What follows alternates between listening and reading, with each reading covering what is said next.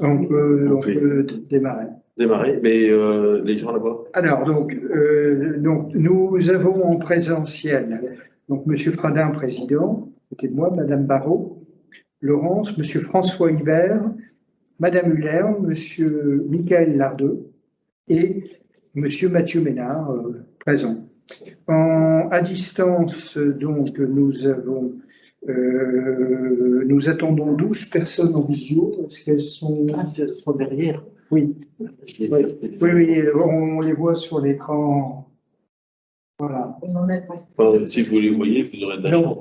Nous attendons Madame Bleuzet, Madame Bossé qui est déjà là, Madame Christelle Brune du SP Nettoyage qui doit être déjà là, Madame de Lucas, je ne sais pas si...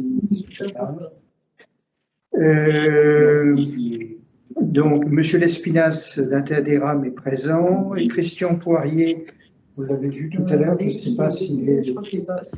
Il est là, d'accord. Monsieur Alain Schrumpf de la CEVA Biovac, Madame Da Silva Texera de Bourran, Monsieur Olivier Janot de l'UIMM et Monsieur Xavier Roche qui est présent, dont je vois le stylet sur le côté, et enfin Madame Ronstret. Voilà.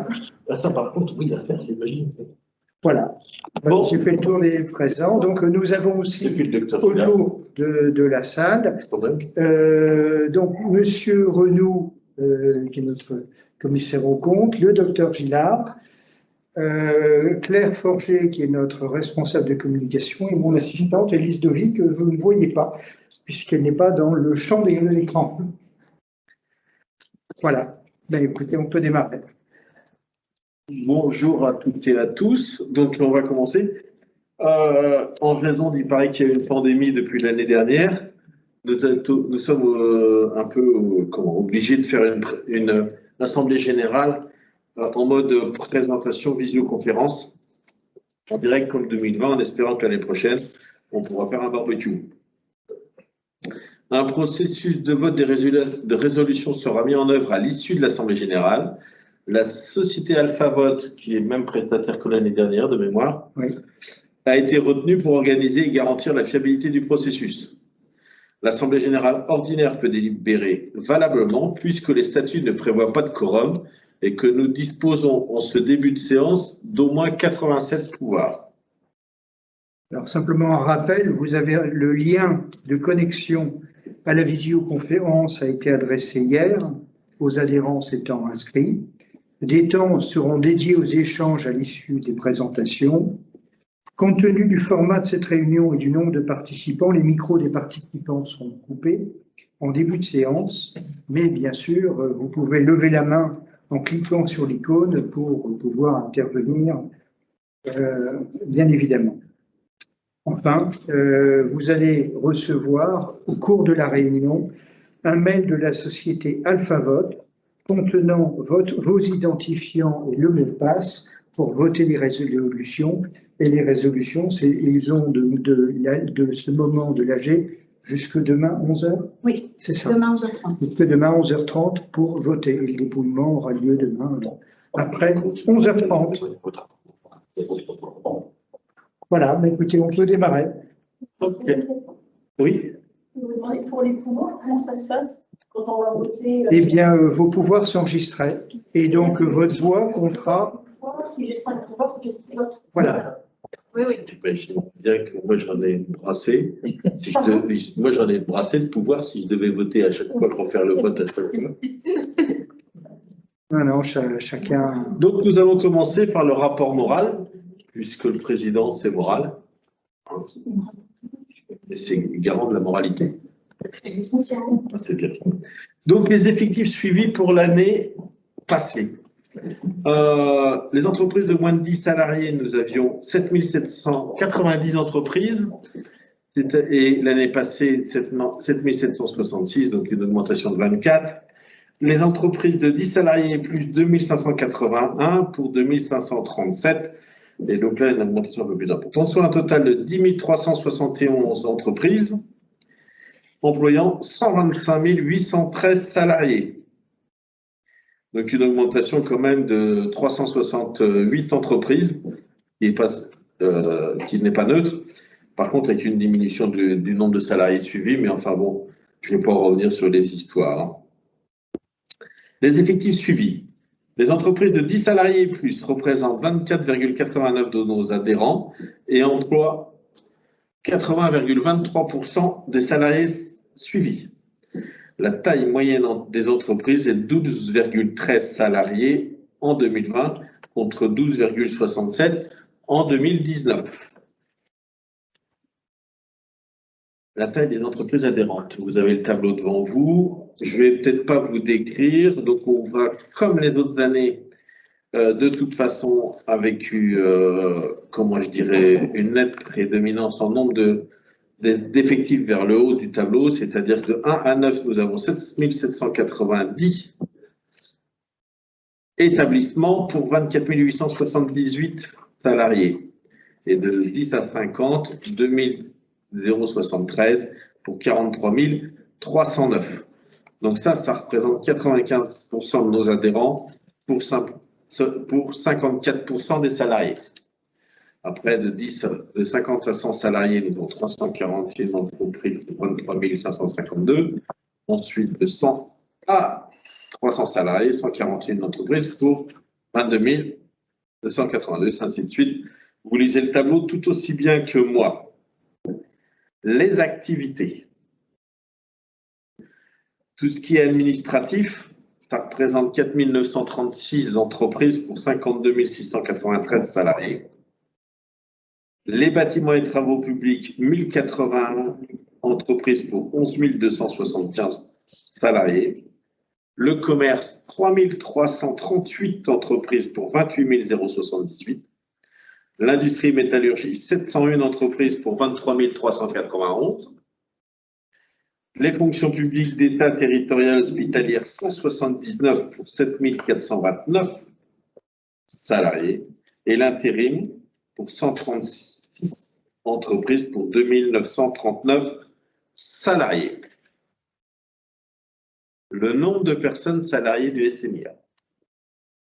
Notre association emploie 157 personnes pour 144,7 équivalents temps plein. En médecin du travail, nous en sommes à 31,8 équivalents temps plein. En infirmière, à 21,3. Les activités pluridisciplinaires, c'est-à-dire 28 équivalents temps plein, comprenant les ergonomes, les hygiénistes, les psychologues, assistantes de santé et de sécurité au travail, maintien dans l'emploi, conseillère hygiène, et EPI, documentaliste, plus les secrétaires. Voilà, ouais. Les assistantes médicales plus la responsable, ça fait 44 équivalents temps plein. Accueil standard laboratoire archives, 7,4. Et les fonctions support, c'est-à-dire la direction RH, ceux qui comptent, ceux qui font des codes de l'informatique et tout ça, les chauffeurs, les services généraux, c'est pour 11,9 équivalents temps plein. Le fonctionnement de nos organes de contrôle. La commission de contrôle s'est réunie à 4 reprises. Le conseil d'administration 4, puisque c'est simultané, enfin l'un après l'autre, suivant les cas.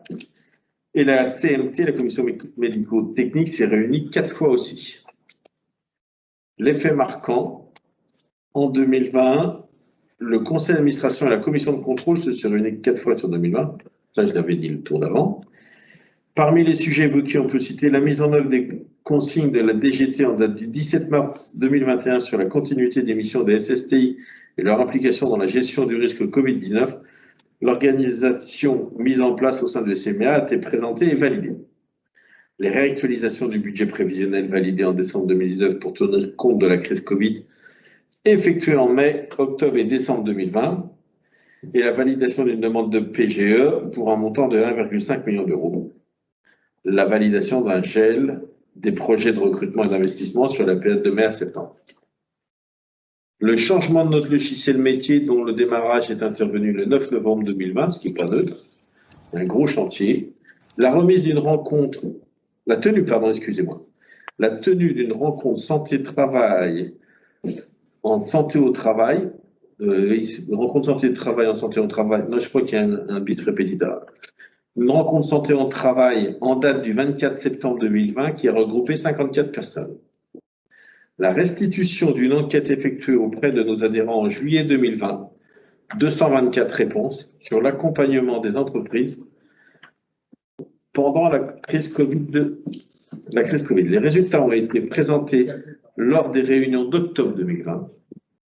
Dans le contexte particulier de cette année 2020, les instances ont pleinement participé à la gestion de cette période de crise et ont été associées à chaque étape dans les prises de position convergentes entre les différentes instances. J'ai fini pour la moralité et je donne la parole au docteur Gillard. Voilà, je vais juste changer de place parce que c'est moi qui fais avancer les diapositives. Pour le rapport du médecin responsable des équipes pluridisciplinaires. Voilà, bonjour tout le monde. Donc, je vais vous présenter le rapport d'activité 2020, année un peu particulière, je pense que tous en conviendront. Alors, comment est-ce que ça marche pas avec la... Utiliser la souris. Ah. Oui. La roulette, voilà. Voilà, bon. Donc, je vais vous faire d'abord un petit point sur la classification des salariés suite aux déclarations des employeurs sur le portail. Vous voyez qu'on a 23,55% de salariés qui sont déclarés en SIR suite aux expositions déclarées en 2020, donc avec une légère augmentation. Les principales modifications de classification CIR, je rappelle que la classification en CIR, ça implique une aptitude à la clé avec un suivi médical tous les 2 ans. Donc, les principales expositions motivant la classification en CIR sont l'autorisation de conduite, les agents biologiques des groupes 2 et 3, les travaux électriques sous tension, les expositions aux agents CMR, c'est-à-dire agents cancérogènes, mutagènes et toxiques pour la reproduction, les risques de chute de hauteur lors des opérations de montage et démontage des disques scaphodages, et aussi les salariés peuvent être mis en SIR à la demande de l'employeur s'ils sont mis sur une liste de postes qui sont définis avec des risques particuliers mettant en danger leur santé, et cela après avis du médecin du travail et des CSE et des délégués du personnel. Voilà pour la typologie des expositions essentielles motivant une classification en SIR. Alors, activité médicale, ça va un peu vite du coup. Donc, le suivi médical de 2020, il n'est absolument pas comparable aux autres années étant donné le contexte pandémique, avec une diminution des visites. On a un total de visites, je ne vais pas vous énumérer toutes les visites, hein, je vous les laisserai regarder, vous aurez PowerPoint par la suite, à 41 649 visites.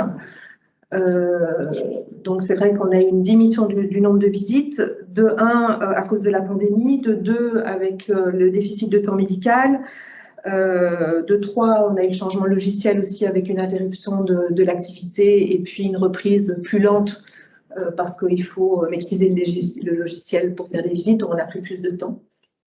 Mais ce qu'il faut remarquer, c'est qu'on a une répartition des visites médicales qui est similaire à l'année dernière, c'est-à-dire qu'on a 20% de visites périodiques et 80% de visites autres. Donc on est resté sur la même logique que l'année dernière. Ce que j'ai rajouté, c'est les 2857 dossiers en visite qui ont été saisis, c'est-à-dire que le travail médical ne se résume pas pour le suivi des salariés aux visites, mais il y a tout le travail hors temps de visite pour les salariés, que ce soit des appels téléphoniques aux salariés, des appels téléphoniques aux médecins traitants, aux spécialistes, à la MDA, enfin voilà, on a plein de travail en plus du temps de visite proprement médical. Si on veut analyser la répartition des visites de manière un petit peu plus précise, on s'aperçoit que cette année-ci, les visites autres que visites périodiques et visites d'embauche représentent 41% des visites. Or, ce sont des visites qu'on considère comme étant des visites pour le maintien dans l'emploi, c'est-à-dire où on a des reprises, des pré-reprises, des visites à la demande, avec souvent des préconisations ou des démarches à la clé. Donc, les visites d'embauche représentent 38% des visites et les visites périodiques, comme je vous le disais, à peu près 20%. J'ai voulu vous signaler aussi que depuis le début du confinement, du premier confinement en mars, on a mis en place des téléconsultations, d'abord par téléphone, donc ça s'installe, et puis par téléconsultation avec visioconférence. Ça a représenté, en tout cas de ce qui a été saisi dans le logiciel informatique, 4063 visites, ce qui représente quand même une visite sur 10. Donc, ça fait quand même un pourcentage non négligeable des visites de 2020. Alors, bien que ce ne soit pas comparable par rapport aux autres années en termes de chiffres, ce qu'on peut voir, c'est que en 2020, les visites de reprise et les visites de demande, à la demande, salariés ou employeurs, ont été plus nombreuses que les visites périodiques. Quand on les... Voilà, avec des visites de pré-reprise toujours présentes. Quant aux conclusions suite aux visites médicales, cette année-ci, on a 71% des salariés vus qui ont une attestation de suivi simple ou une aptitude simple en sortant de la consultation. On a eu une petite augmentation du nombre de préconisations cette année, parce que l'année dernière, on était à 75%. Parce qu'il y a eu toutes les problématiques de salariés vulnérables, avec des préconisations supplémentaires, un contexte qui a fait qu'on a dû mettre des préconisations supplémentaires. On a eu 426 salariés qui ont été mis inaptes en 2020, soit 0,3% des salariés suivis par le SNIA. L'année dernière, c'était 0,4%, donc il y en a un petit peu moins. On a eu 140 salariés inaptes à tout poste. On en a eu 64 pour lesquels on a eu une dispense de reclassement parce qu'on estimait que tout maintien dans l'emploi du salarié serait gravement préjudiciable à sa santé. Et on en a eu 222 au motif que l'état de santé du salarié fait obstacle à tout reclassement dans un emploi. Donc, dans ces deux cas, il y a dispense de reclassement par l'employeur suite à l'inaptitude. Quels sont les motifs des inaptitudes au poste ou à tout poste? Pour les inaptitudes d'origine professionnelle, le motif est essentiellement les pathologies articulaires, ostéo-articulaires, les troubles musculo-squelettiques dans 46%. On a eu une petite diminution cette année de pathologies neuropsychiatriques entraînant une inaptitude d'origine professionnelle. On a eu aussi une petite diminution des inaptitudes suite à accident de travail, forcément, parce que je pense qu'il y a eu moins d'accidents de travail aussi, de fait de l'arrêt d'activité ou de la mise en chômage partiel. On a quelques inaptitudes pour des pathologies cutanées, essentiellement des eczémas ou des pathologies respiratoires ou des insuffisances respiratoires ou des asthmes d'origine professionnelle. Quant aux inaptitudes médicales d'origine non professionnelle, cette année, on est à part égale entre les pathologies ostéo-articulaires et les pathologies neuropsychiatriques, à 44% respectivement. J'avais juste une petite remarque, c'est que cette année-ci, on est à 4% de pathologie cardiaque. Avant, on était à 2%. Je ne sais pas pourquoi spécialement cette année. Mais voilà, c'est juste pour information. Autrement, c'est la moyenne habituelle. Alors, quels sont les examens complémentaires et orientation de 2020? Il faut déjà savoir que pendant le premier confinement, on a complètement stoppé les examens complémentaires, c'est-à-dire les examens de la vue et les examens d'audition et les épreuves fonctionnelles respiratoires, de par les risques de contamination. On avait peur qu'il y ait des risques pour les salariés et puis pour nos salariés à nous aussi. Ceux qui ont été réalisés, ce sont ceux qui ont été réalisés à partir de août-septembre. On a recommencé un certain nombre d'examens, sauf les EFR qu'on n'a toujours pas repris, qu'on reprendra probablement au mois de septembre, justement à cause des risques de contamination. Quant aux orientations, ce sont des orientations, comme d'habitude, essentiellement vers le médecin généraliste, parce que c'est notre interlocuteur principal, avec quand même 24% d'orientation vers les ophtalmos et 6% d'orientation vers les ORL, essentiellement pour le suivi des salariés exposés aux poussières de bois, où il y a un suivi régulier qui est préconisé. Les suivis ont été demandés même pendant la pandémie, pour les suivis périodiques qui ont été faits. Donc, pour les orientations vers les structures médico-sociales, on a diminué le chiffre par 2. C'est-à-dire qu'on était à plus de 400 en 2019, là on était à 210 orientations. dont 134 vers la MDA, la Maison de l'Autonomie, notamment pour les demandes de reconnaissance de travailleurs handicapés. 46 vers le service social et 10 vers le service de pathologie professionnelle pour demande d'avis. L'année dernière, on était à 40, donc vous voyez, on a quand même une activité modifiée par rapport aux autres années. Quant aux déclarations de maladies professionnelles, vous voyez la chute vertigineuse, c'est-à-dire qu'on n'a plus reçu dans la pratique les déclarations de maladies professionnelles par les employeurs. On ne leur en veut pas parce que je pense que, très honnêtement, je pense qu'ils devaient avoir d'autres soucis en tête que les déclarations de maladies professionnelles à envoyer aux médecins du travail. Dans ceux qu'on a reçus, les TMS représentaient plus de 86% des maladies professionnelles qu'on a reçues. Avec les TMS des membres supérieurs qui étant de loin la première cause, avec ensuite les hernies discales suite à des manutentions manuelles de charge. J'ai eu les chiffres de la caisse d'assurance maladie parce qu'on les reçoit régulièrement dans le cadre d'un projet de service. Et les vrais chiffres, c'est 864 déclarations AMP pour le SNIA en 2020, donc 760 TMS. Donc on est très très loin des chiffres, des déclarations qui sont reçues par les services. Donc s'il y a un petit message à faire passer, si vous pouviez le faire en direct sans qu'on passe par la caisse d'assurance maladie pour avoir les déclarations, ce serait une bonne chose parce que ça nous permet de faire des actions en entreprise, de proposer des actions en entreprise par rapport à la prévention des risques et notamment des TMS.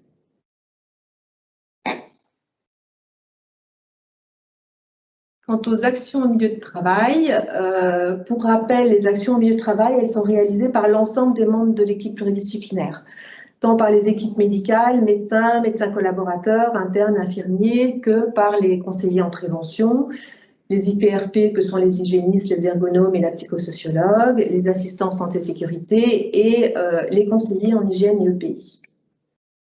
Alors, quelles sont les actions qui sont menées? Ça peut être des études de poste, des actions pour le maintien dans l'emploi, des sensibilisations collectives, des conseils en équipement de protection individuelle, les aménagements de postes de travail, des aides à l'évaluation des risques et à la réalisation du DU, des études spécialisées comme des études sur le bruit, sur les vibrations, sur des métrologies de produits chimiques, des conseils en prévention en santé au travail et vous pouvez imaginer qu'en 2020, on en a donné et donné. La réalisation de fiches d'entreprise qui sont un document de recensement des risques dans les entreprises avec les conseils donnés, avec les axes prioritaires aussi d'action à mener au sein de l'entreprise en fonction des risques constatés. Donc, les équipes médicales ont réalisé en 2020 273 actions en rapport avec la fiche d'entreprise, 5160 visites ayant fait l'objet de propositions d'avis de conseils. Alors, les conseils en 2020, ça a été surtout des conseils de prévention sur les gestes barrières, les protocoles d'évacuation de salariés, les protocoles de prise en charge de patients suspects Covid-19, des cas contacts, la gestion des Covid, la gestion des clusters, je veux dire, l'organisation des conseils sur l'organisation du travail, l'organisation du télétravail, sur les protections collectives individuelles, sur les conditions de travail. Enfin, les sujets ont été multiples, les tests, enfin voilà, on a eu plein de sujets tout au cours de l'année. Et 1618 entreprises ont fait l'objet de plusieurs visites. Il y a eu 1032 participations à des enquêtes ponctuelles datées d'MP ou autres, et on a eu 157 participations au CSSCT, que ce soit par le médecin et l'IDES. C'est moins que les années précédentes, mais je pense qu'il y a eu moins d'organisations de CSE, étant donné la fermeture de certaines entreprises ou la mise entre parenthèses de l'activité. Donc, ce que j'ai voulu souligner aussi, ce qui était non chiffrable, c'est-à-dire les conseils aux entreprises, aux salariés dans le cadre de leur pandémie, par téléphone et par mail, parce que vous imaginez bien qu'à chaque fois qu'on a eu un coup de téléphone ou un mail, on ne saisit pas tout dans notre logiciel métier, mais ça a été une activité importante pendant l'année en termes d'action en milieu de travail. Quant à l'action des conseillers de prévention des assistants santé et sécurité, on a eu 487 interventions auprès des entreprises de moins de 50 salariés, 68 interventions auprès des entreprises de 50 salariés, en sachant que les ASST interviennent plutôt dans les petites entreprises et 3/4 de leurs interventions sont dans les entreprises de moins de 20 salariés. Les dossiers ont essentiellement traité des fiches d'entreprise, des sensibilisations et l'évaluation des risques et la réaction du DU, aux sensibilisations au travail sur écran, aux appels Covid, notamment pour les plans de continuité d'activité ou les plans de reprise d'activité, où elles ont été assez présentes sur le terrain et au téléphone. Elles ont réalisé aussi des visites de poste et des saisies de FDS et elles ont participé à la création d'un outil de traçabilité des expositions par poste après la réalisation de fiches d'entreprise qui devrait nous être bien utile dans le futur pour la saisie des expositions, notamment dans les dossiers médicaux, avec notre nouveau logiciel métier. Alors, dans quel type d'entreprise elles sont intervenues, dans quel secteur d'activité? Essentiellement dans le commerce et la réparation et vente auto, dans l'industrie manufacturière, dans les entreprises de construction, d'hébergement-restauration, dans les activités de service et ce qui concerne la santé humaine et l'action sociale. Quant aux actions des conseillers de prévention, les intervenants en prévention des risques professionnels que sont les hygiénistes du travail, les ergonomes et la psychosociologue, vous voyez que les demandes ont concerné pour moitié des demandes en hygiène du travail cette année-ci, ce qui n'est pas très surprenant, avec 41% de demandes en ergonomie concernant les risques psychosociaux et 9% pour les demandes d'amiante, qui est moins que d'habitude. Mais étant donné la diminution des chantiers de BTP et les préoccupations autres, l'amiante, je pense, n'a pas été la préoccupation principale des entreprises en 2020. Donc, comme vous le voyez, le plus grand nombre de demandes a été des demandes en ergonomie, notamment en aménagement de poste, tout ce qui était télétravail aussi ont été des demandes importantes. Les demandes sur risque biologique, ça ne vous surprend pas. Donc pour tout ce qui est pandémie, avec aussi vont avec ces types de demandes, les demandes sur la ventilation, parce qu'on a eu aussi beaucoup de demandes en rapport avec le Covid sur les ventilations, surtout en cette période-ci, ça recommande d'ailleurs avec la chaleur, et des demandes sur les risques psychosociaux liés notamment à l'organisation du travail, l'organisation du télétravail, qui a été aussi compliqué.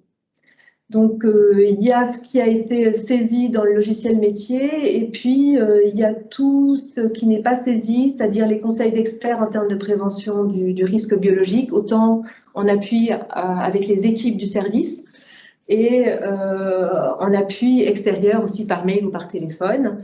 Les IPRP, notamment les hygiénistes, ont créé un dossier de conseil de prévention Covid-19 dès le mois de mars de l'année dernière. Il a été actualisé en permanence. Je pense que là, ça doit se terminer progressivement, mais ça a été des mises à jour très, très régulières avec mise sur le site Internet. Il participe activement aussi au groupe expert Covid pluridisciplinaire. Il y a eu un groupe expert médecin dès le mois de mars et à partir de septembre, on a associé les pluridisciplinaires. Et ils ont réalisé en 2020 aussi des sensibilisations RPS DU dans le contexte Covid. Donc, c'est des sensibilisations individuelles qui ont été faites à la demande des employeurs qui le souhaitaient. Donc, dans quel secteur d'activité ils sont intervenus?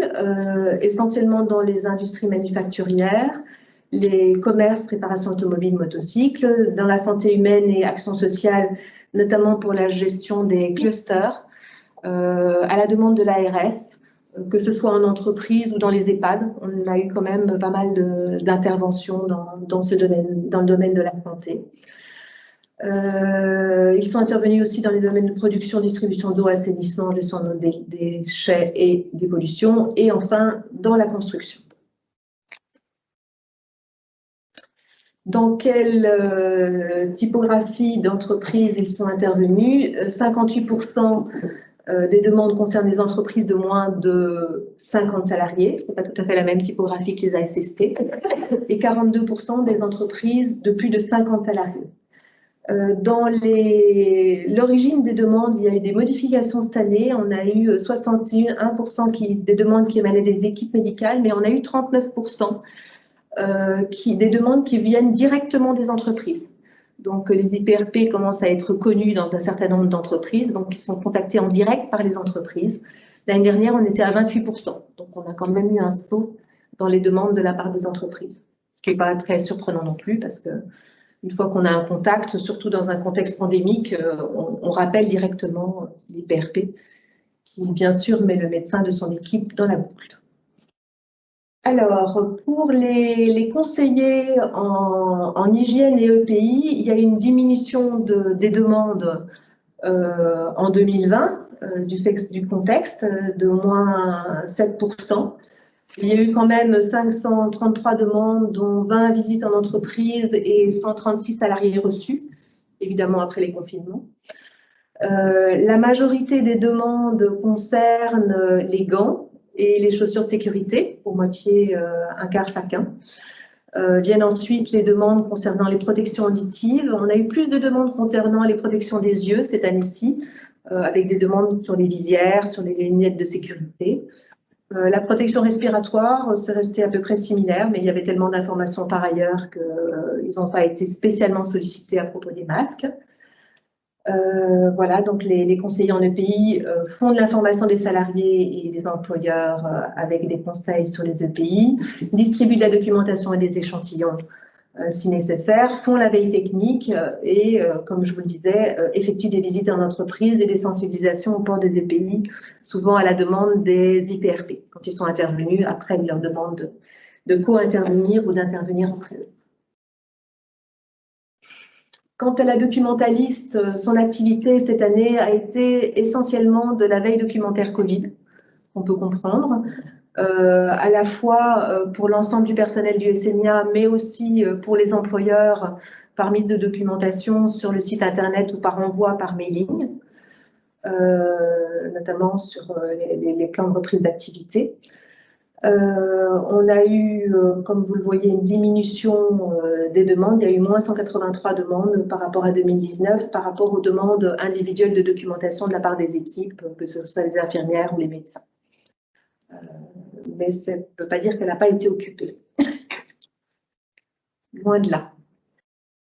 Pour la cellule maintien dans l'emploi dénommée au jour d'aujourd'hui Cap Emploi, ça pourrait encore changer, parce qu'il y a des modifications qui sont prévues par la future loi. Donc l'effectif du service maintien dans l'emploi est toujours à 5, avec une activité en binôme pour la fin de l'année, là, à partir de décembre, de 50% chacun pour 2 chargés maintien dans l'emploi. L'activité reste difficile pour les chargés maintien dans l'emploi lorsqu'il y a des salariés à reclasser dans une entreprise ou à maintenir dans l'emploi avec une nécessité de formation. Parce que les salariés en poste ne sont pas prioritaires pour les formations. Ce sont les salariés, ce sont les demandeurs d'emploi qui sont prioritaires. Et on a beaucoup de mal à financer des formations en entreprise pour des reclassements au jour d'aujourd'hui. Donc la réforme est toujours en cours, donc ce qui met un petit peu en difficulté les chargés maintien dans l'emploi sur cette problématique-là. Donc on a eu 276 signalements réalisés par le SNIA, dont au SNIA la grande majorité des signalements à destination de l'ex-SAMET. 247 ont nécessité un accompagnement en entreprise, 29 ont bénéficié d'un conseil, on a eu 252 maintiens réalisés, 222 dans le secteur privé et 30 dans le secteur public.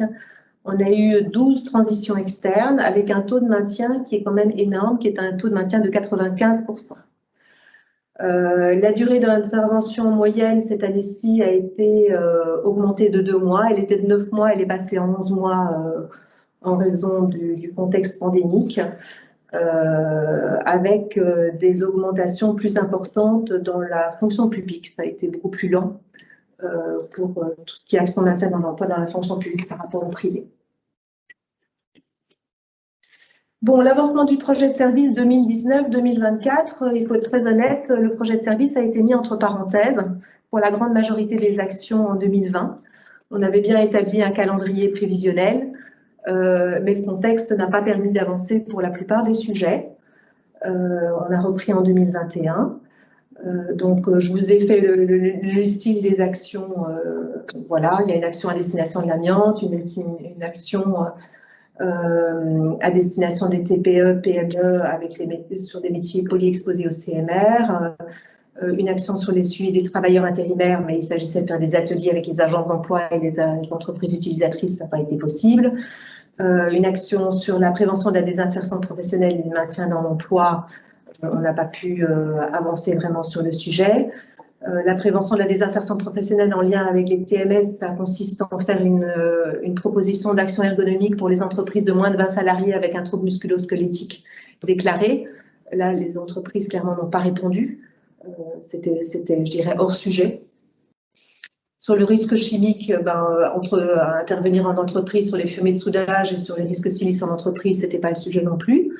Le seul sujet sur lequel on a avancé, sur lequel il y a eu des actions, c'est sur les risques psychosociaux. Sur le premier volet, il s'agissait de faire appel à des psychologues du travail pour aider des salariés en souffrance en lien avec le travail. Donc là, il y a eu un travail de fait. Et je vous en ai parlé tout à l'heure, sur le volet prévention, il y a des ateliers qui étaient prévus de sensibilisation et d'accompagnement des adhérents sur la démarche d'évaluation des RPS et l'intégration des RPS dans le DELU. Donc, il n'y a pas eu d'atelier collectif, mais il y a eu des sensibilisations individuelles qui ont été faites. Et pour la veille sanitaire, on va attendre que notre logiciel métier soit bien assimilé par les équipes avant de se lancer dans de la veille sanitaire, c'est-à-dire de recenser des données collectives sur l'état de santé des salariés. Il faut déjà une appropriation correcte du logiciel avant de pouvoir parler de veille sanitaire. Voilà pour le projet de service 2019-2024. Donc, je vais conclure. L'année difficile, l'année 2020, comme pour beaucoup d'entreprises, a été difficile, compliquée, épuisante, je vous dirais même, de par la pandémie Covid-19, avec les confinements, les mesures Covid, la gestion des arrêts Covid, du chômage partiel, des arrêts de Covid aussi au sein du service, avec l'absence d'un certain nombre de collaborateurs et du coup un travail en mode dégradé. Les modifications des missions prioritaires des SST, M. Wacky en a parlé tout à l'heure, M. Fradin. Il y en a un qu'on a parlé. Il y en a un des deux qui en a parlé. Avec les reports de visites qui ont été prévus à partir de décembre.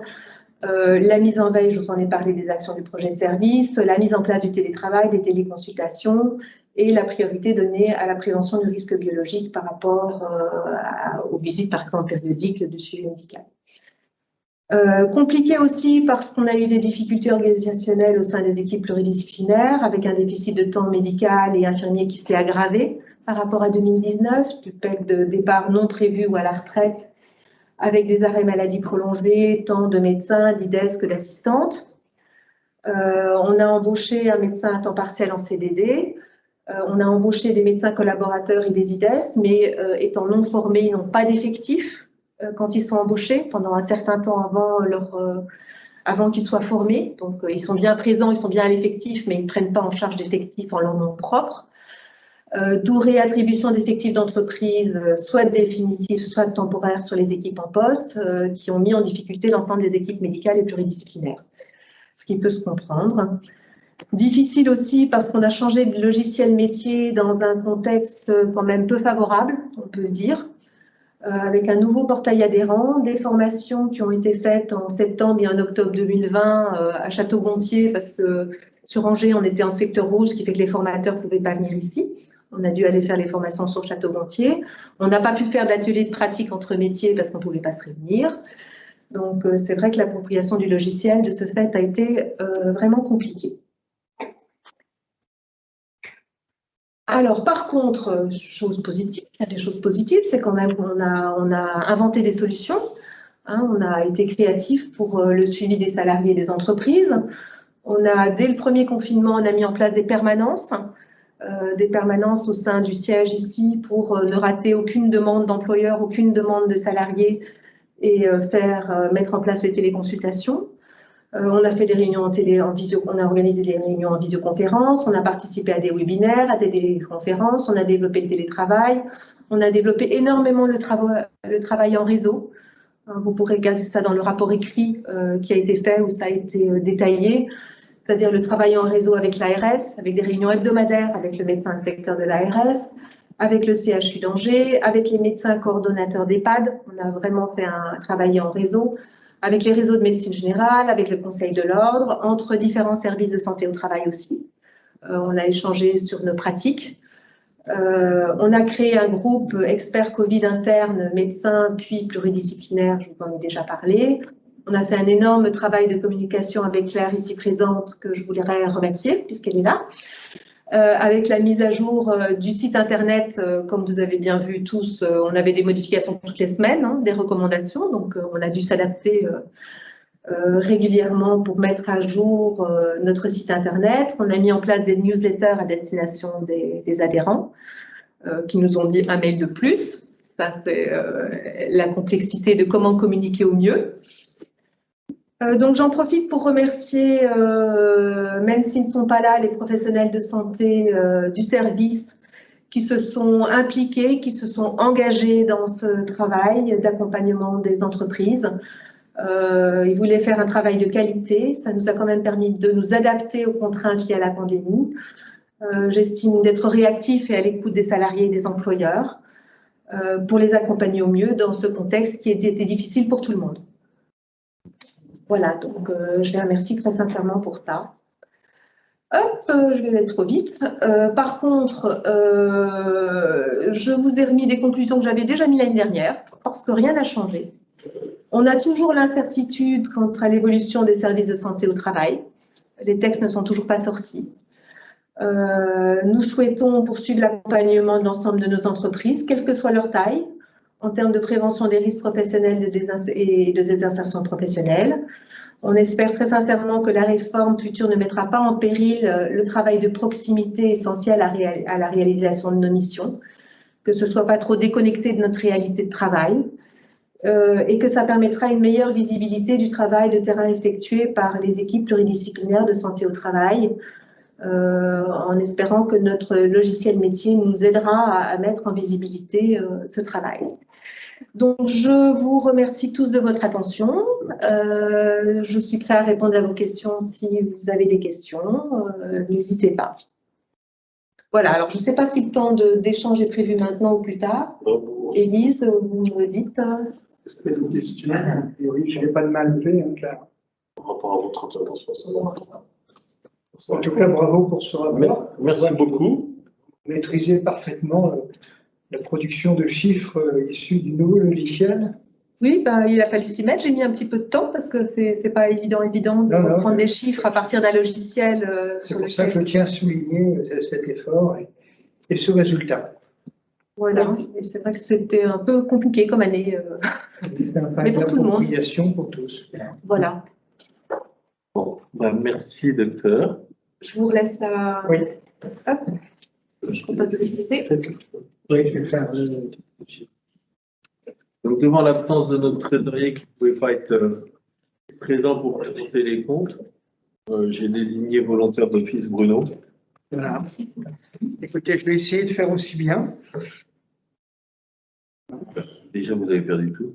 Voilà, donc on va démarrer par l'analyse du bilan, dont le total, alors, voilà, le total, vous voyez sur la gauche, c'est de 11 278 kilo-euros, hein, donc nos résultats sont en kilo-euros, c'est une augmentation de 12,5% par rapport à l'année précédente.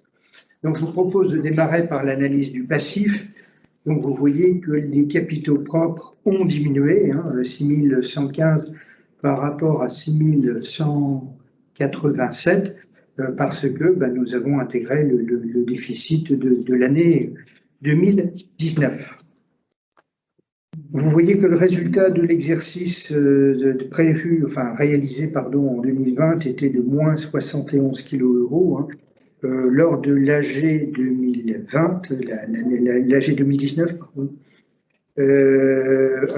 qui a eu lieu, dont les chiffres étaient présentés en juin 2020, nous avions prévu un résultat fortement déficitaire sur l'année 2020. Heureusement, la situation a été meilleure que celle que nous avions prévue initialement, ramenant le déficit de l'exercice 2020 à moins 71 kilo-euros. Alors les dettes, vous voyez qu'elles sont en augmentation assez significative. Vous avez eu l'explication tout à l'heure, hein, nous avons souscrit un PGE à hauteur de 1500 kg. Ce prêt va être remboursé pour moitié en juillet 2021 et l'autre moitié sera remboursée sur 5 ans. Donc, pas d'éléments significatifs autres au niveau du passif. Je vous propose de passer à l'actif du bilan. Donc, au niveau de l'actif immobilisé, il y a une très légère augmentation de 20 kg euros. Donc, il y a plusieurs postes en variation. Le logiciel, forcément, puisque nous avons acquis un nouveau logiciel qui a démarré en novembre. Pas de changement pour le terrain. Au niveau des constructions, c'est l'effet des amortissements habituels de l'exercice. Et enfin, c'est pareil aussi, l'amortissement du matériel médical. Il n'y a pas d'autres éléments significatifs au niveau de l'actif immobilisé. L'actif circulant, nous avons une augmentation significative de la trésorerie, tout simplement en raison encore du même prêt qui forcément a alimenté nos comptes de trésorerie. Mais par contre, nous avons eu une diminution des cotisations à échoir au 31 décembre. Voilà. Donc l'actif circulant a progressé de 1228 K euros, dont 1500 K euros de prêts de PGE. Alors je vous propose maintenant de passer à l'analyse du compte de résultat. Donc la totalité des produits d'exploitation est de 11 998 K euros et vous voyez que ce poste est en diminution à celui de l'année 2019. Rien de surprenant. Vous voyez que les cotisations sont le poste qui a le plus diminué. Nous avons une cotisation en pourcentage de la masse salariale et nous avons subi, quand une entreprise est en chômage partiel, l'assiette de cotisation est moindre et donc nous avons des secteurs complets, vous imaginez, l'hôtellerie, la restauration, il y a plusieurs secteurs qui ont été fortement impactés par le chômage partiel et ça se traduit par une baisse des cotisations. Donc, au niveau des charges d'exploitation, nous avons été particulièrement vigilants sur ce poste, puisque l'année était prévue fortement déficitaire et donc il y a eu un effort très fort fait dans la maîtrise de nos charges. Au niveau des achats et charges externes, nous avons eu moins 197 K euros d'économie par rapport à l'année 2019. Donc, à la fois, nous n'avons pas abondé notre compte indemnité de fin de carrière, mais aussi nous avons travaillé sur de nombreux postes, visite extérieure, affranchissement, réception, les frais de déplacement, etc.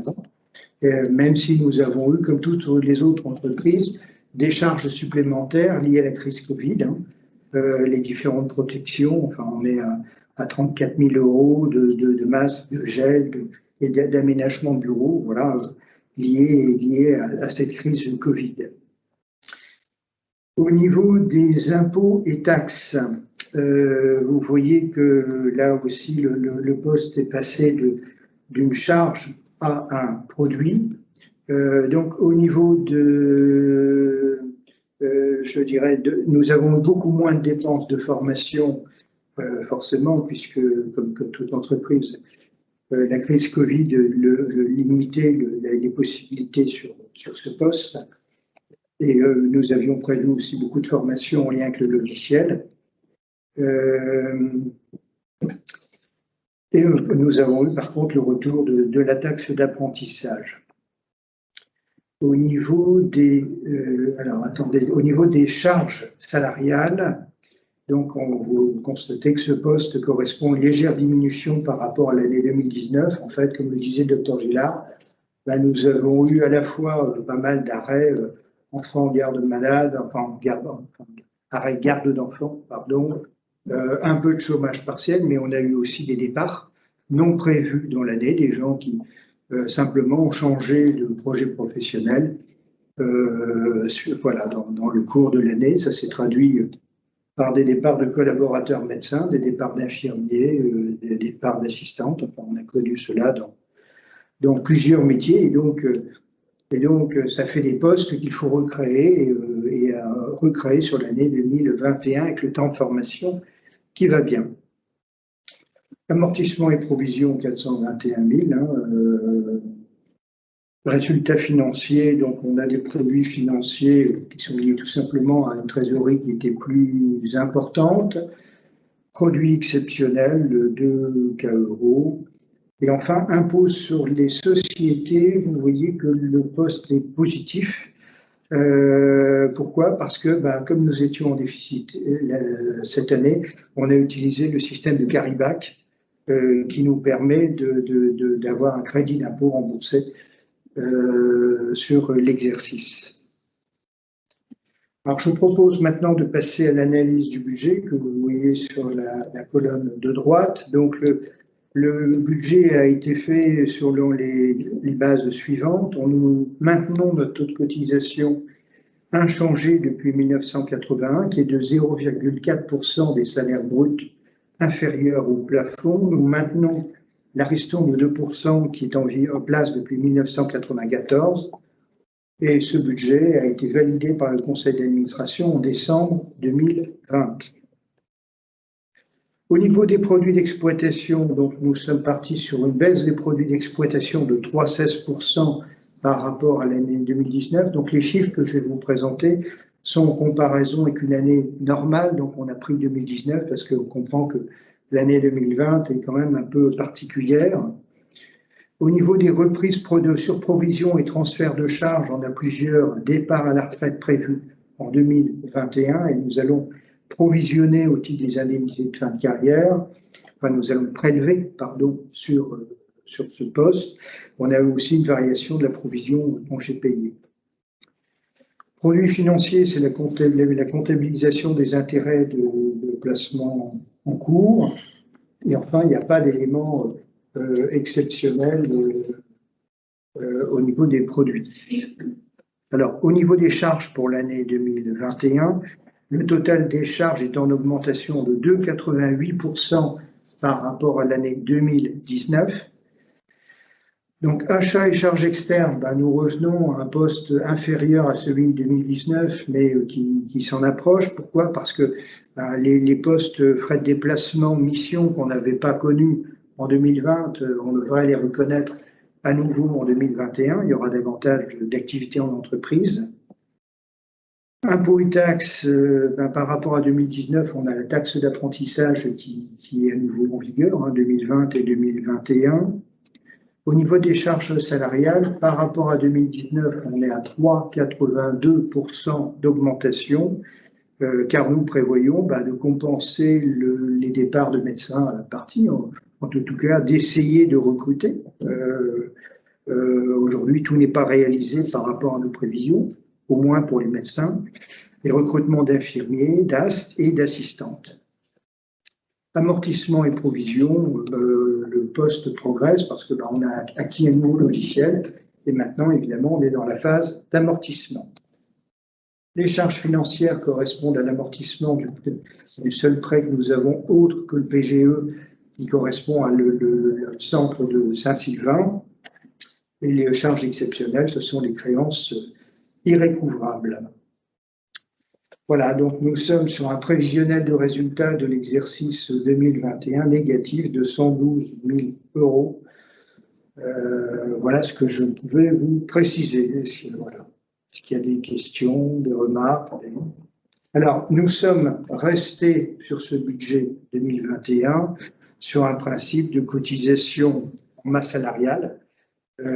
Pourquoi? Parce qu'il y a une réforme en cours. Le 6 juillet, le texte validé par l'Assemblée nationale arrive au Sénat. Nous avons des amendements sur le calcul des effectifs qui sont posés. L'un dit, pour le bon mode de cotisation, c'est par salarié. L'un dit, il faut appliquer le 1111-1-2, c'est-à-dire qu'on prend un salarié à mi-temps pour la moitié d'un. On ne prend pas en compte un salarié remplaçant. On ne prend pas en compte puisqu'on ne prend pas les titulaires, on ne prend pas les contrats d'apprentissage, on ne prend pas les contrats de professionnalisation. Et on a un autre amendement présenté au Sénat qui dit chaque salarié compte pour un. Voilà. Donc, Voilà, donc quel va être l'arbitrage? Pas d'annualité. Voilà, donc on a, bon. Alors l'autre élément, c'est que la cotisation à venir, elle va être définie par une offre au socle. Alors l'offre au socle, on la connaît, grosso modo, on en connaît les grandes lignes, mais elle va être traduite, je dirais, en termes de coût. Et ce coût n'est pas non plus déterminé à ce jour. Tiens, je ne sais pas pourquoi. On va commencer l'Assemblée Générale au début. Oui, voilà. Bonjour, messieurs, dames. On va reprendre.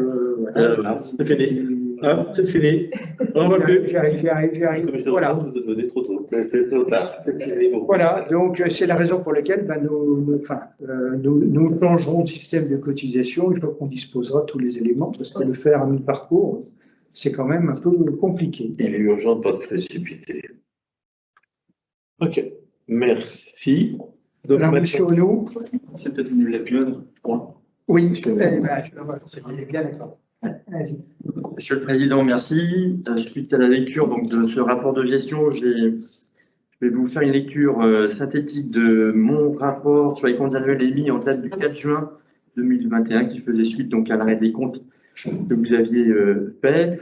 Ce rapport indique que nous certifions que les comptes annuels qui viennent de vous présenter sont au regard des règles et principes comptables français, réguliers et sincères, et donnent une image fidèle du résultat des opérations d'exercice écoulées, ainsi que la situation financière et du patrimoine de l'association à la fin de cet exercice. La justification des appréciations de cette opinion s'appuie dans un contexte de pandémie qu'on va encore une fois rappeler, qui m'a nécessité l'année dernière, on se souvient, on était même endroit, quasiment même jour, devant un prévisionnel qui était très préoccupant et qui m'a amené effectivement à avoir un suivi mensuel auprès de vos services. Et je remercie d'ailleurs les équipes qui ont su me communiquer les chiffres au fur et à mesure des mois, tout en sachant que voilà, la situation est ainsi présentée au 31 décembre 2020. Pour l'appréciation des comptes, c'est l'intégralité des comptes qui ont fait l'objet d'un audit évidemment, avec un focus particulier sur le niveau des créances, qui est toujours une particularité dans votre bilan, compte tenu du décalage entre la facturation au mois de janvier des cotisations de fin d'exercice précédent. La vérification spécifique, elle correspond en fait à un travail de suivi de ma part qui vous assure aujourd'hui que tout ce qui vous a été communiqué en termes de chiffres correspond à ce que j'ai audité. Donc ça, c'était le premier rapport. Et le deuxième rapport sur les conventions réglementées qui, je le répète, sont les flux qui éventuellement correspondent à des refacturations de prêts ou de manière directe ou indirecte avec vos administrateurs, indiquent qu'il n'y a pas de conventions réglementées qui m'ont été communiquées ou que j'ai pu découvrir au sein de mes travaux. Voilà. Merci pour votre attention. Je soumets donc cache la main à Monsieur le Président pour l'approbation des comptes. Merci. Merci. Donc, l'approbation des comptes, on parle alors quand on fait le vote final global à la fin.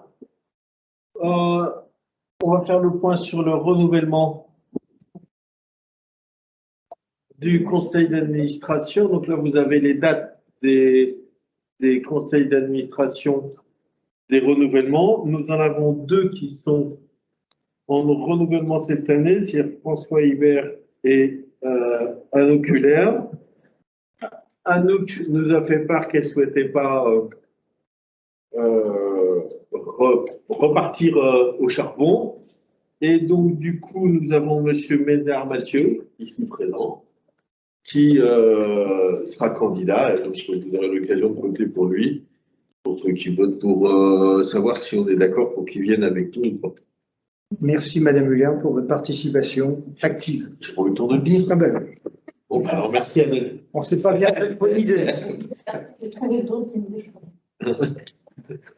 Merci beaucoup, parce que malgré tout, ça prend un petit peu de temps. Tu te représentes? Oui, merci. On continue. Les autres, ils n'ont pas le choix, ils continuent. Alors, c'est une durée de 4 ans pour les organisations professionnelles patronales. Pour le collège des salariés, Donc, ça fonctionne différemment, mais donc là, on a la liste des membres du conseil d'administration, puisqu'ils sont nommés par leur organisation.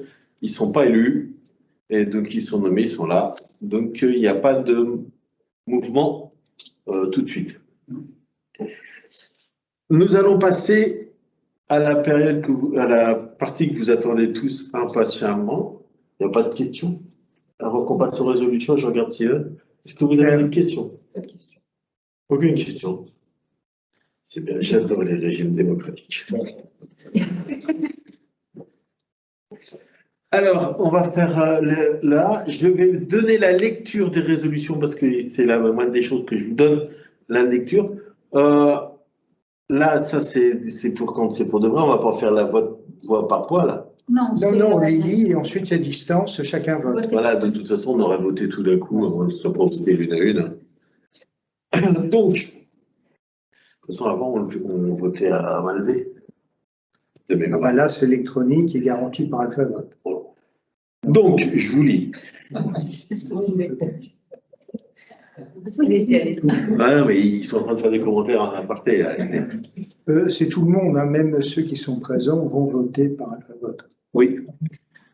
Le président demande si les membres, alors par proposition du PV, le président demande si les membres des présents ont des observations à formuler, ça j'ai déjà fait. Ordinaire sur le procès verbal de l'Assemblée générale ordinaire du 16 juin. Donc après, il faudra un vote si l'Assemblée générale adopte le PV. Monsieur, je vous coupe, on a une question de monsieur Roche. Oui. Qui a levé la main. Monsieur Roche. Oui, bonjour à tous. Allez-y, monsieur Roche. Voilà. Allez-y, vous pouvez intervenir, monsieur Roche. D'accord. C'était juste pour revenir par On vous rapport entend pas. Est-ce Oui. que votre son est Alors, actif, attendez. monsieur, sur votre. Vous m'entendez là? Alors, je vais regarder si... Sinon, vous pouvez la formuler par écrit si ça ne fonctionne pas. Vous m'entendez? Allez-y, allez-y à nouveau, monsieur Ouais. Roche, pour voir si ça marche. Est-ce que vous m'entendez? Non. Non, toujours pas. Non, on va dire. Non, et est-ce que c'est la télé, alors? C'est la PM. Allô? Allô, vous m'entendez? Merci. Allez-y. Ouais. Est-ce Est-ce que que vous vous pouvez m'entendez? réessayer, monsieur Roche? Allô, allô? Ah, Allô, c'est bon? Ça y est, Monsieur Roche, on vous je vous entend, entends. monsieur Roche. Bonjour à tous. bonjour. Bonjour. C'était juste pour par rapport à la présentation là qui était très bien faite. Par contre, je j'ai pas vu ou alors j'ai raté ça le ratio qui est un indicateur important pour le ratio du nombre de salariés par médecin. Ah, ça, on ne le donne pas à l'Assemblée générale. Non, mais je ne l'ai pas indiqué, donc vous ne pouvez pas l'avoir vu. Vous ne l'avez pas vu puisqu'on n'en parle pas à l'Assemblée générale, c'est donné au conseil d'administration. D'accord. Non, parce que c'est quand même, je pense, un indicateur important. Oui, c'est aux alentours de 6 000, On est pour l'instant, enfin, 2020, on est à 5005. 5 500 en 2020. Voilà. Voilà. D'accord. Non, ben c'était tout. Voilà. Mais d'ailleurs, ce n'était pas confidentiel, hein, mais c'est pour ça que ce n'est pas donné. Non, mais je crois que c'était noté dans votre... C'est dans le rapport écrit, Oui, si vous dans le souhaitez rapport regarder écrit, le rapport écrit. Oui. Ouais. Et donc on est en 2020, on est à combien vous dites?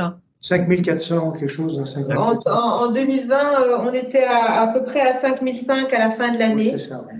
Et je pense qu'on a un peu augmenté encore en 2021. Oui, on en parlera l'année prochaine de On 2020. verra l'année prochaine, oui, mais. Ok, merci. Merci beaucoup, monsieur Roche. Est-ce qu'il y a d'autres questions? Vous n'en avez pas d'autres? Bon, alors on va passer à la résolution numéro 2. L'examen et approbation des comptes annuels, après audition du rapport administratif financier relatant et commentant notamment l'activité d'exercice 2020, du rapport annuel du commissaire aux comptes contenant les observations et avis de celui-ci sur les comptes annuels de l'exercice 2020, et les informations et précisions fournies lors des débats, l'Assemblée générale approuve le rapport administratif et financier, le bilan et le compte de résultat, l'annexe de l'exercice clos le 31 décembre 2020 dont la forme et le contenu ont été arrêtés par le conseil d'administration et vérifiés par le commissaire aux comptes. Et l'Assemblée générale donne quitus au conseil d'administration pour sa gestion administrative et financière. Cette résolution est mise au vote. Excusez-moi. Affectation des résultats. Après audition du rapport financier relatant et commentant notamment l'activité de l'exercice 2020, du rapport annuel du commissaire aux comptes contenant les observations et avis de celui-ci sur les comptes annuels de l'exercice 2020, et des informations et précisions fournies lors de ces débats, l'Assemblée générale décide d'affecter les résultats négatifs de l'exercice, soit 70 688,62 € en report à nouveau dans son intégralité. C'est mis au vote. Examen et approbation des conventions réglementées. Après audition du rapport spécial du commissaire aux comptes sur les conventions réglementées, l'Assemblée générale prend acte. Vous n'en avez pas parlé? Si. L'Assemblée générale prend acte de l'absence de nouvelles conventions réglementées. Voilà, c'est ça. Il n'y avait pas. Donc, cette résolution est mise au vote. On est riche, je trouve, cette année en résolution.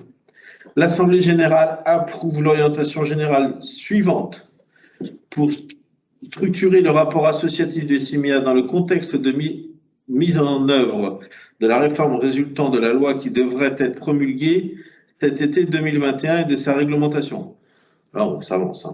Dans la continuité des actions validées par les précédentes assemblées générales, le CIMIA anticipe la mise en œuvre de la réforme de la santé au travail votée par son principe par l'Assemblée nationale. Le CIMIA se prépare à la mise en œuvre d'une offre de service susceptible d'être assurée dans tous les CSTI, dans toutes les entreprises et les salariés, à une mise en conformité de ces modalités de cotisation en cohérence avec le cadrage financier déroulant de l'offre de service. Numéro 6. Projet de budget 2021 et taux de cotisation. Je peux vous le relire, mais il n'y a rien de changé par rapport à d'habitude. Hein? Vous le relire? En fait, c'est le même que l'année dernière, c'est-à-dire avec des cotisations minimum et La cotisation mini est une évolution du SMIC. Donc, voilà, tout à fait. Et donc là, c'est remis au vote. Le renouvellement partiel du collège employeur du conseil d'administration, conformément au statut du SMIA administré partiellement par un conseil d'administration, paritairement, excusez-moi, par un conseil d'administration composé de 10 membres, parmi lesquels la moitié de ces employeurs, la moitié sont des employeurs adhérents. Non, c'est rien. Je fallait peut-être un peu plus de lumière. Des adhérents du SMIA élus par l'Assemblée générale. Ouais. Ça va nettement mieux.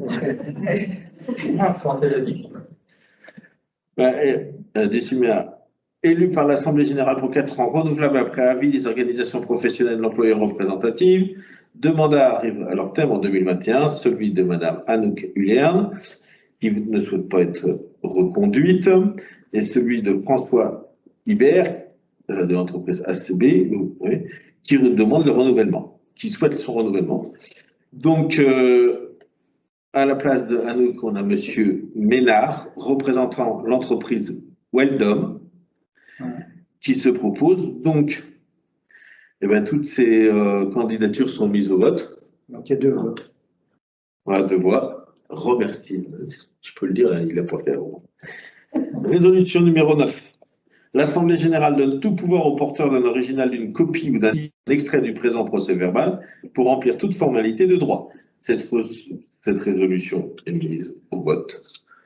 Donc, on peut considérer que la période de vote est lancée. Oui. Donc, vous avez le droit de jouer avec votre machine. Donc, vous avez jusqu'à demain midi pour... Demain, 11h30. 11h30 pour voter. Mais ceux qui veulent le faire maintenant, ils peuvent. Sur ce, nous vous remercions tous de votre présence et de votre implication. Et s'il y a des questions, je me tiens prêt pour y répondre. Pas de questions. Je vous remercie tous beaucoup. Je vous souhaite une bonne soirée. Bienvenue, M. Ménard. Voilà. Et puis, on se dit à la prochaine.